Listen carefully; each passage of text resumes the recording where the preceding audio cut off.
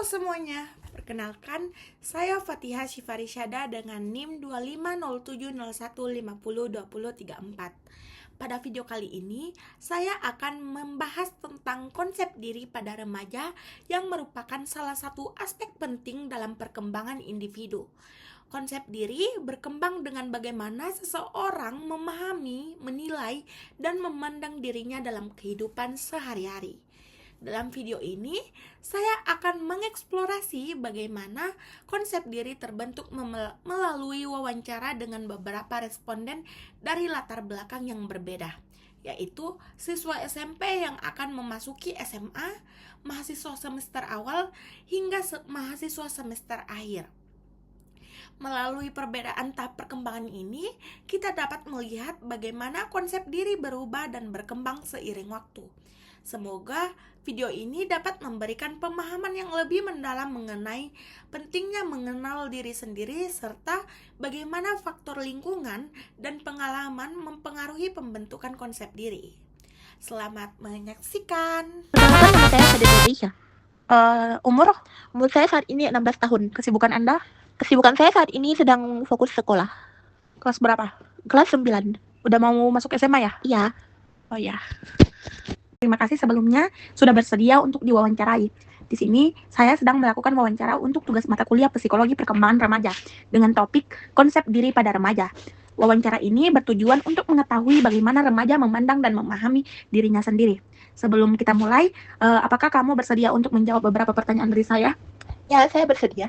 Langsung saja, saya ingin bertanya, menurut Anda, apa itu konsep diri? Menurut saya konsep diri itu adalah cara kita melihat, menilai, dan memahami diri kita sendiri. Jadi bukan cuma tentang siapa kita, tapi juga bagaimana kita merasa tentang diri kita. Apakah kita percaya diri atau tidak, dan bagaimana kita menilai kemampuan kita. Pertanyaan kedua, saya ingin tanyakan, bagaimana Anda melihat diri Anda saat ini?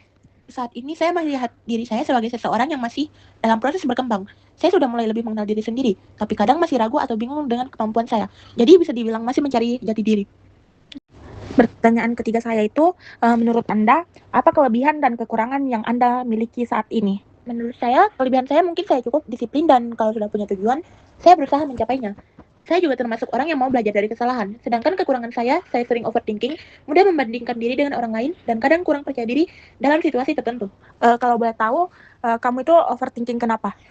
Karena saat ini saya masih berada di jenjang SMP, dan sebentar lagi akan lanjut ke jenjang SMA, saya takut kalau nanti saya tidak bisa diterima di SMA impian saya, dan saya takut nantinya tidak bisa menyesuaikan diri di lingkungan baru.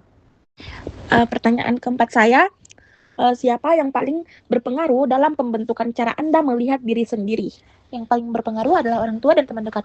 Orang tua membentuk cara saya berpikir sejak kecil, sedangkan teman-teman memengaruhi cara saya melihat diri dalam pergaulan sehari-hari. Pertanyaan kelima saya, apakah Anda pernah membandingkan diri dengan orang lain? Bagaimana dampaknya? Iya, saya pernah, terutama saat melihat media sosial.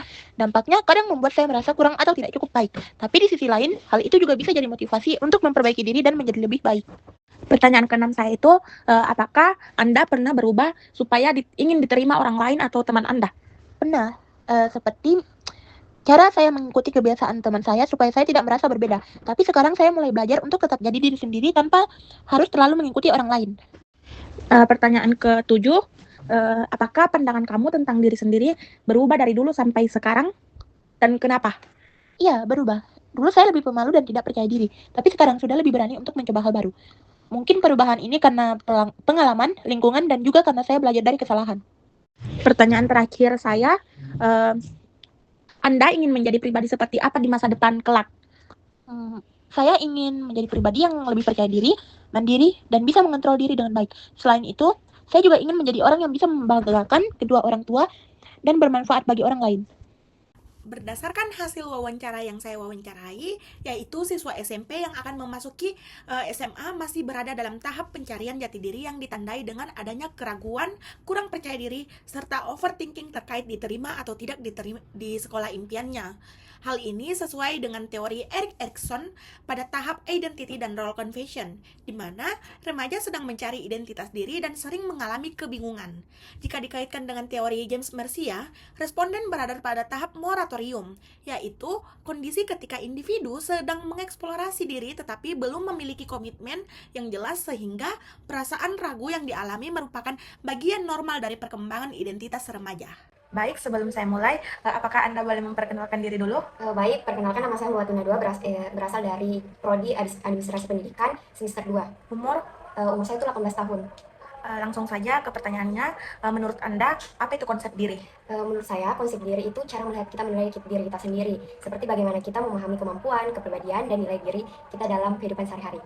Menurut Anda, konsep diri Anda itu sekarang sudah jelas atau masih berubah-berubah? Menurut saya pribadi masih berubah, karena masih banyak dalam proses mengenal diri, apalagi di masa kuliah ini, seperti menemukan pengalaman baru yang mempengaruhi saya melihat diri saya sendiri. Pertanyaan berikutnya, apa kelebihan dan kekurangan yang Anda miliki saat ini? Kelebihan saya tuh mungkin sangat cukup bertanggung jawab, mau belajar hal baru, sedangkan kekurangan saya tuh saya masih sering overthinking, kadang kurang percaya diri di depan semua orang, seperti itu. Menurut Anda, apakah kekurangan itu mempengaruhi kepercayaan diri kamu atau tidak? Iya, cukup berpengaruh, karena saya terlalu overthinking, saya jadi ragu sama diri saya sendiri, tapi saya juga berusaha untuk mengurangi itu supaya lebih percaya diri dan memiliki motivasi lagi ke depannya agar bisa percaya diri. Baik, lanjut ke pertanyaan 3. Apakah Anda pernah membandingkan diri Anda dengan orang lain? Iya, pernah, terutama saat saya melihat teman saya berpresentasi, terus juga percaya diri di depan semua orang.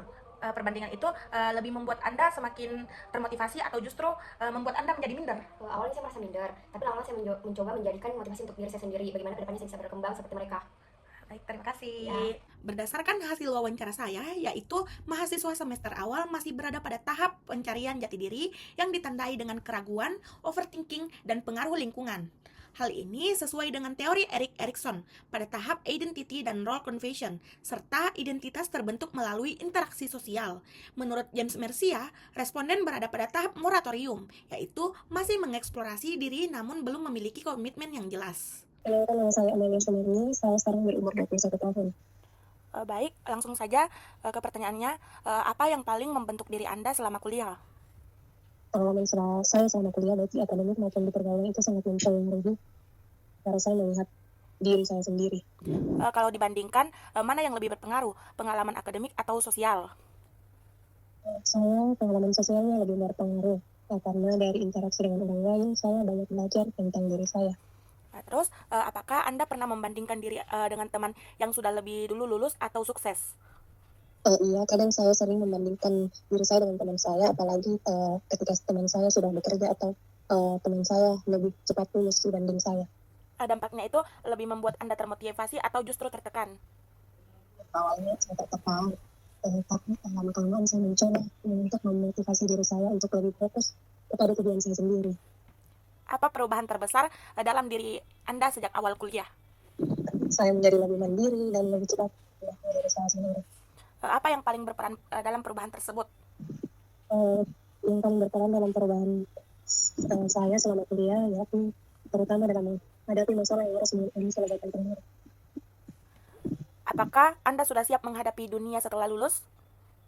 Saya merasa cukup siap, tapi tetap ada rasa kekhawatiran yang ada dalam diri saya. Apa yang membuat kamu merasa khawatir? Karena dunia kerja itu sangat berbeda dengan dunia perkuliahan, dan saya takut tidak bisa memenuhi ekspektasi tersebut. Berdasarkan hasil wawancara ketiga saya, mahasiswa semester akhir menunjukkan konsep diri yang sudah matang, ditandai dengan kemandirian dan pemahaman diri.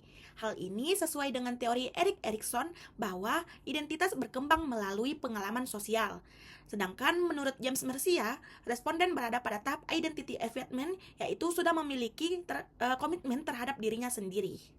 Berdasarkan hasil 3 wawancara yang saya wawancarai, yaitu SMP, semester awal, dan semester akhir, terlihat bahwa konsep diri berkembang secara bertahap sesuai dengan usia dan pengalaman.